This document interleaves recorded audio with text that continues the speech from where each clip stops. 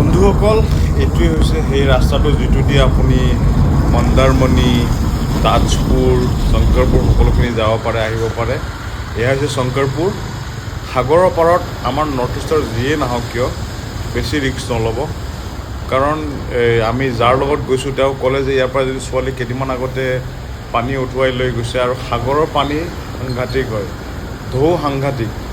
গতিকে সকলোৱে ভালকৈ আহিব, ভালকৈ যাব।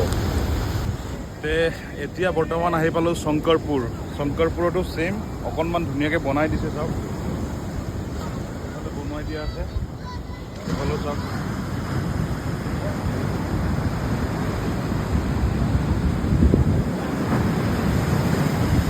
আৰু ইয়াতে দোকান পোহাৰো বহুত বেছি দোকান আছে, ইয়াতে খাব পাৰে কিবা কিবি।